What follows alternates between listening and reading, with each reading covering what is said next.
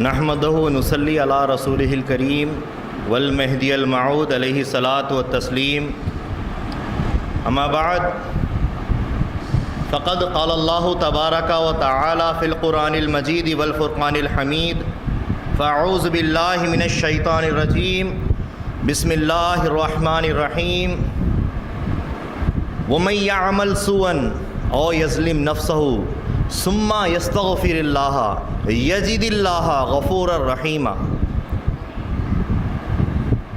صدق اللہ العظیم وصدق رسولہ النبی الکریم وصدق المہدی الموعود علیہ الصلاۃ والتسلیم۔ محترم و معزز فقراء الزام، سامعین کرام، السلام علیکم ورحمۃ اللہ وبرکاتہ۔ حاضرین محترم، اس ناچیز حقیر فقیر بندے کو تنظیم مہدویہ کی جانب سے ایک عنوان دیا گیا ہے جس کا نام ہے مغفرت۔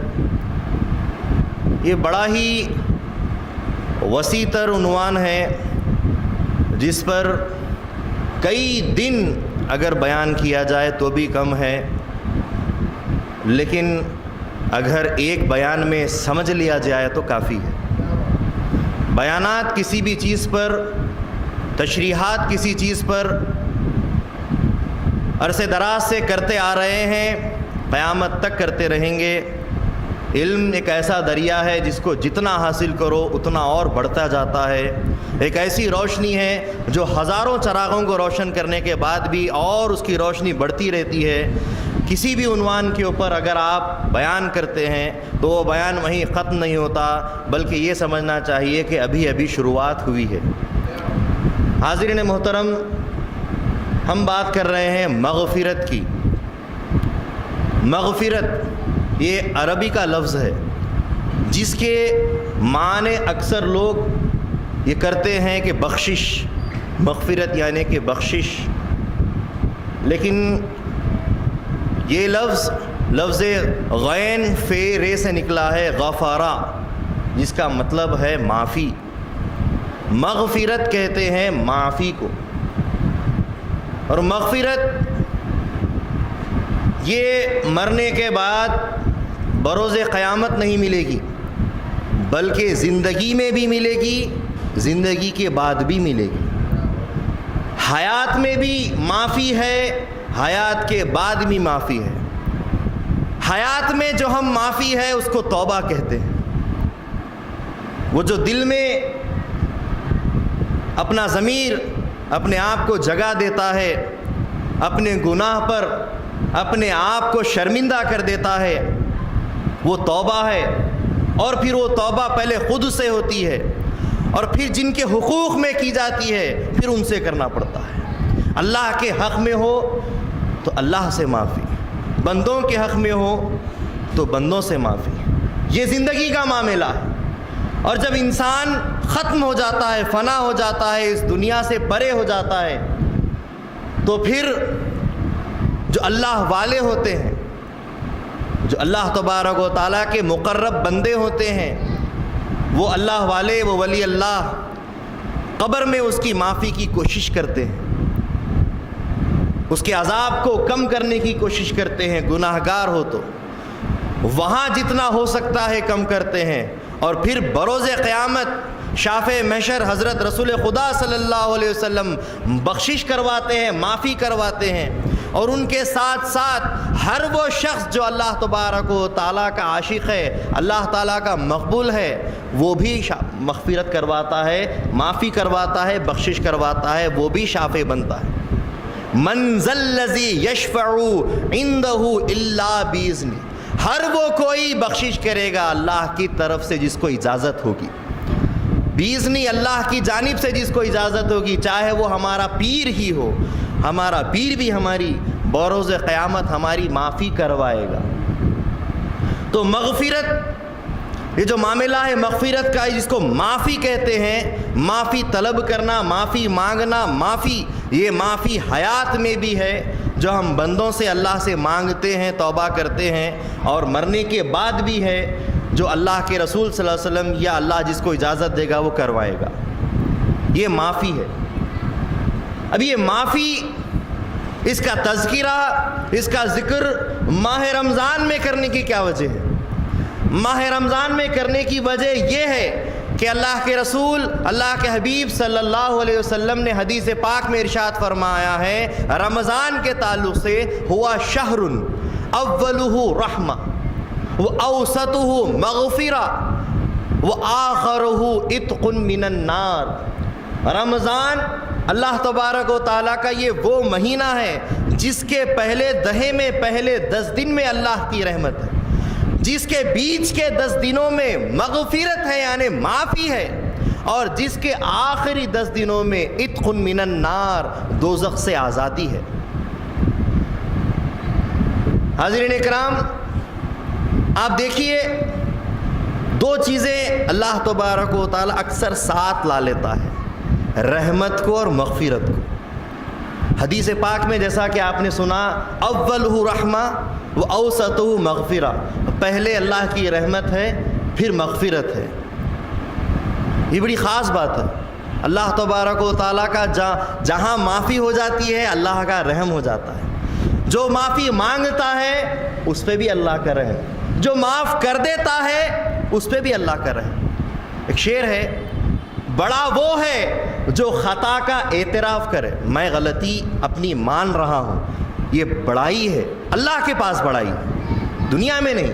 اللہ خوش ہوتا ہے جو خود اپنی غلطی کا اعتراف کرتا ہے۔ بڑا وہ ہے جو خطا کا اعتراف کرے، اس سے بڑا وہ ہے جو خطا معاف کرے۔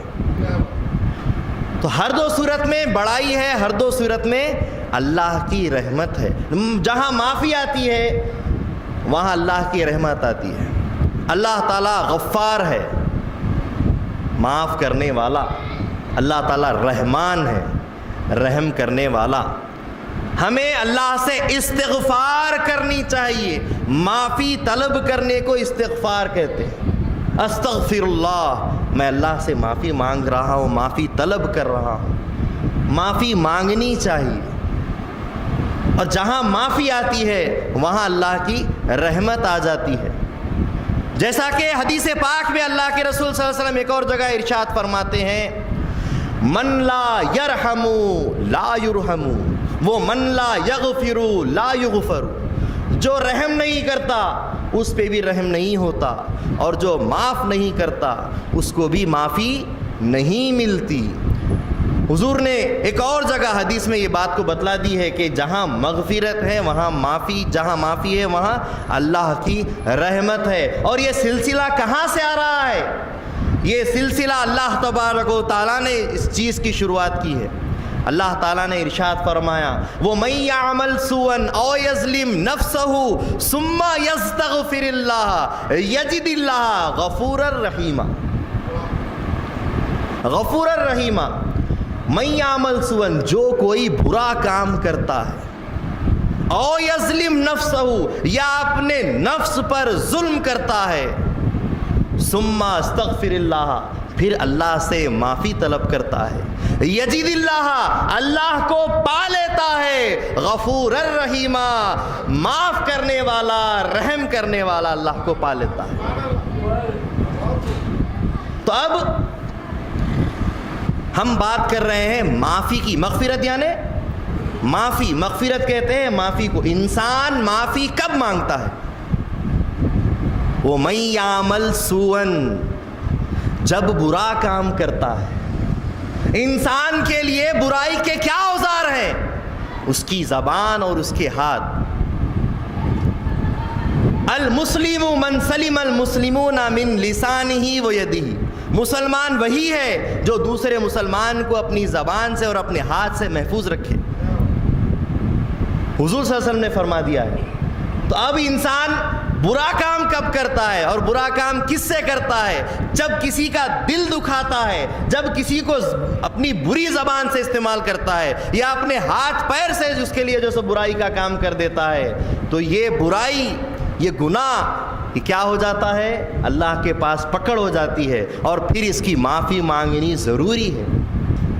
برا کام جب کر لیتا ہے زبان سے ہو یا پھر جو ہے سو اپنے ہاتھ سے ہو، اس کی معافی مانگنی ضروری ہے، مغفرت طلب کرنا ضروری ہے۔ نہیں کرے گا پکڑ میں آ جائے گا، اور پھر جب پکڑ میں آ جائے گا تو اس کی معافی مشکل ہے۔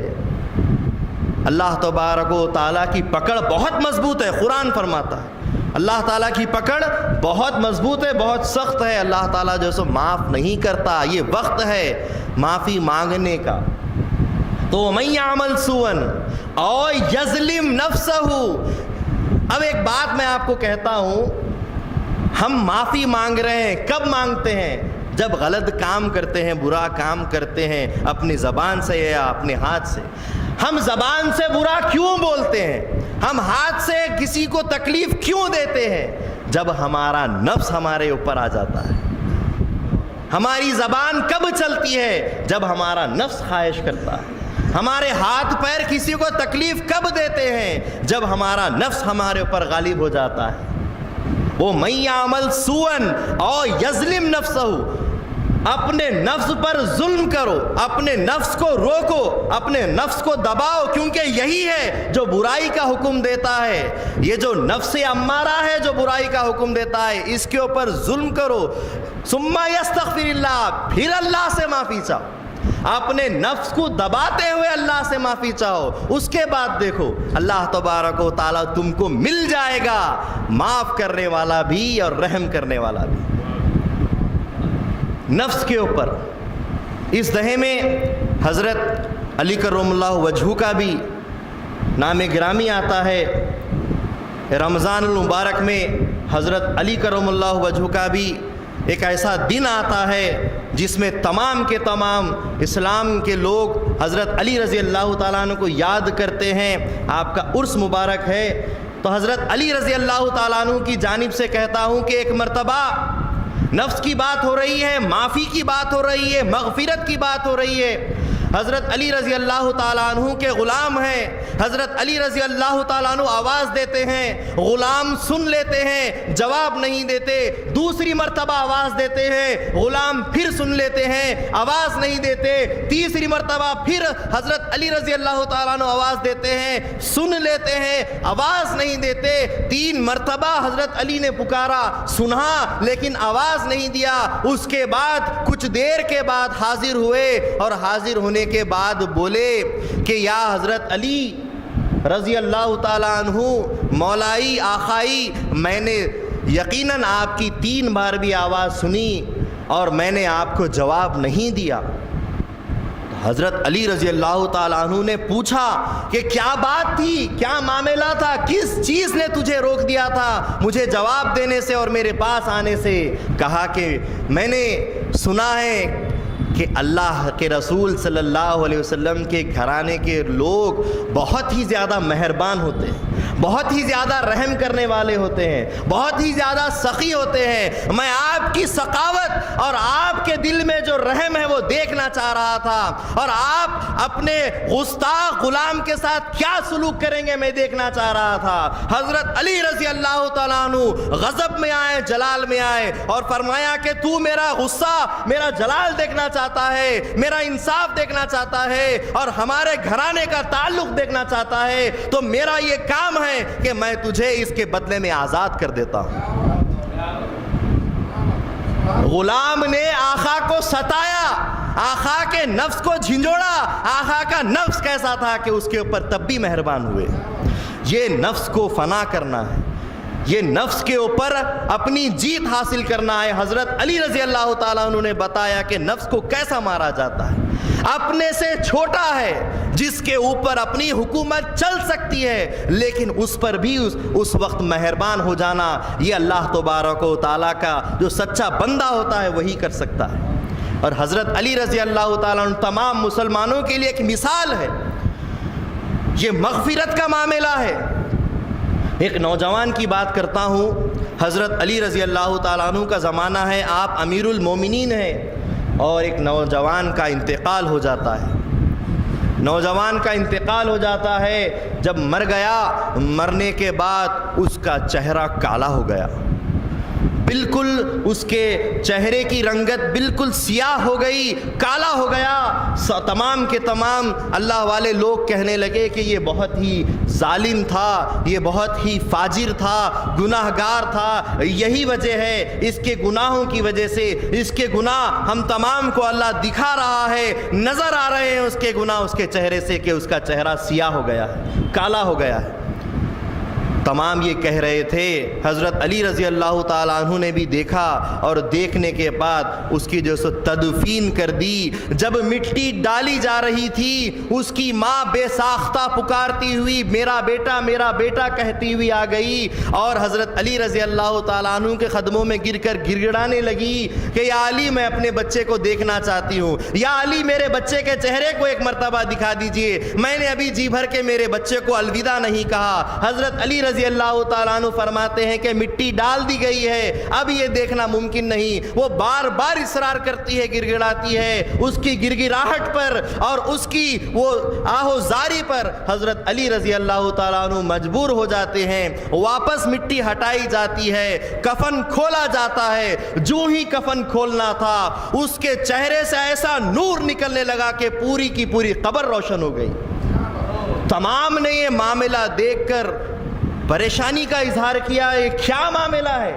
ہم نے دفن کرنے تک دیکھا کہ چہرہ سیاہ تھا، اب یہ نورانی کیسا ہو گیا، اور ایسا نور کہ پوری قبر روشن اس کے چہرے سے ہو رہی ہے، اس کے نور سے ہو رہی ہے، یہ کیا ہو گیا ہے؟ حضرت علی رضی اللہ تعالیٰ عنہ بھی پریشان ہو گئے۔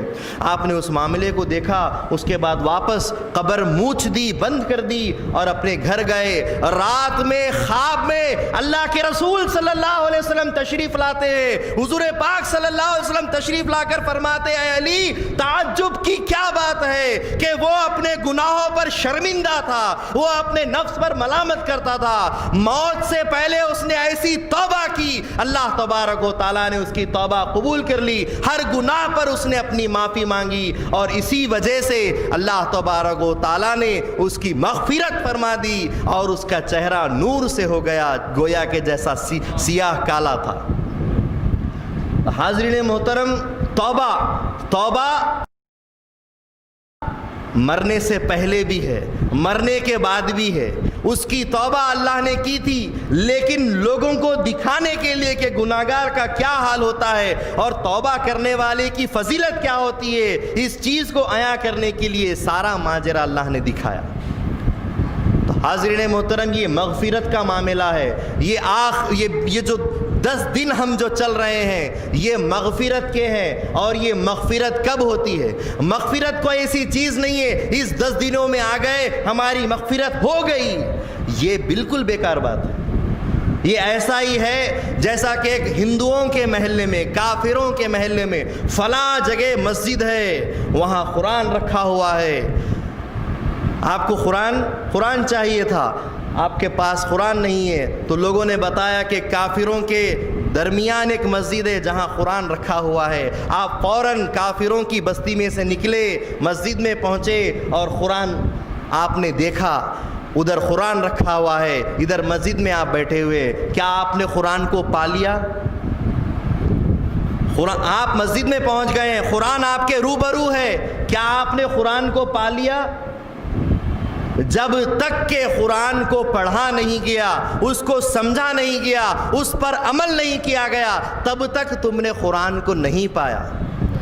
قرآن کو پانے سے مراد خالی جیسے قرآن کے پاس پہنچ جانا نہیں ہے۔ اسی طریقے سے رمضان میں یہ 10 دن مغفرت کے ہیں، ان دنوں پہنچ جانا مغفرت نہیں ہے، بلکہ ان دنوں معافی مانگتے پھرنا مغفرت ہے، ان دنوں میں اپنے نفس پر ظلم کرنا مغفرت ہے، اپنے گناہوں کی صحیح طور پر اللہ رسول مہدی کو حاضر ناظر جان کر رو رو کر گڑگڑا کر معافی مانگنا، یہ مغفرت ہے۔ لوگوں سے اگر کی ہے، لوگوں سے معافی مانگنو، اللہ کے حق میں کی ہے، اللہ سے معافی مانگو، تبھی اللہ تبارک तबारक व तआला मेहरबान होता है। ये माफ़ी के दिनों में पहुंच जाने से अल्लाह माफ़ नहीं करता, मस्जिदों में पहुंच जाने से आप मुसल्ली नमाजी नहीं हो जाते, बल्कि आपको नमाज पढ़ना पड़ेगा। कुरान के पास पहुंचने से आप तिलावत कुरान करने वाले नहीं हो जाते, कुरान को समझने वाले नहीं होते, कुरान पढ़ना पड़ेगा। इसीलिए इन दिनों की मग़फ़िरत के दिनों में पहुंच जाने से मग़फ़िरत नहीं मिलेगी, बल्कि मग़फ़िरत मांगना पड़ेगा अल्लाह से भी और उनसे भी जिनके आपने ख़ताएं की हैं। ये दिन बहुत ही ख़ास दिन है, ये तौबा के दिन है, माफ़ी मांगने के दिन है। और हमारे पास कौम महदविया में माफ़ी को सबसे बड़ा दर्जा दिया गया है। हमारे पास तो ख़ास तौर पर 10 मुहर्रम के दिन जो काम किया जाता है, एक दूसरे से, छोटे बड़े से, सबसे माफ़ी जो मांगते हैं, वो इसी वजह से है कि अल्लाह ताला हमारी मग़फ़िरत फरमा दे। और क़यामत का दिन वो दिन है जो 10 मुहर्रम को ही आने वाला है, इसीलिए उस दिन माफ़ा माफ़ी कराते हैं। तो माफ़ा माफ़ी का मामला तो हमारे पास बेहद ज़्यादा है। और एक बात मैं कहता चलूँ कि किसी को तकलीफ़ जब दी जाती है, ईज़ाएँ दी जाती हैं, सताया जाता है, रुलाया जाता है, वो ये ना समझे जिसको तकलीफ़ हो रही है, जो तकलीफ़ में मुब्तला है, जिसके सारे दुश्मन हो गए हैं, वो ये ना समझे कि मैं अकेला हो गया हूँ, मुझे सबसे दूर कर दिया गया है, मैं तन्हा हो गया हूँ। बल्कि हज़रत मौला व आका हज़रत बंदगी मियाँ शाह खुंदमीर सिद्दीक़ विलायत रज़ी अल्लाह ताला अन्हु अपने रिसाले में लिखते हैं, तहरीर फरमाते हैं कि वो बंदा जो ईज़ाओं और तकलीफ़ों में होता है, उसको ये समझना चाहिए कि अल्लाह तबारक व तआला जिसको अपना बनाना चाहता है, जिसको अपने क़रीब करना चाहता है, उसके लिए लोगों को दुश्मन बना देता है। सब उसके दुश्मन हो जाते हैं, सब उस पर जालिम हो जाते हैं, और वो तन्हा हो जाता है उस तन्हा खुदा के लिए। तन्हा किया जाता है तन्हा खुदा को हासिल करने के लिए। तो तन्हाई और अगर किसी से दूरी हो रही है तो वो ये ना समझे कि मैं मजलूम हूँ, मुझे सबसे दूरी है, मैं सबका दुश्मन और सब मेरे दुश्मन हो गए हैं, ये समझना नहीं चाहिए। बल्कि सबको माफ़ करते जाए, अपने दिल को साफ़ करते जाए और अल्लाह ताला की जानिब बढ़ते जाए कि अल्लाह तबारक व तआला जिसको अपना मुक़र्रब, अपना मकबूल बनाता है, उसके लिए सारे इंतज़ामात करता है। ये समझना नहीं चाहिए कि हमारे पर जुल्म हो रहा है, उसको माफ़ी मांगनी चाहिए तभी हम माफ़ करेंगे, उससे रब्त नहीं रखेंगे। नहीं, हम पहले से ही माफ़ कर देते हैं। अल्लाह तबारक व तआला गफूरुर रहीम है, रहमान और रहीम है। माफ़ करने की, रहम करने की सिफ़त अल्लाह की है। अगर उस सिफ़त को हम थाम लेंगे, अल्लाह ताला कितना हमसे खुश नहीं होगा।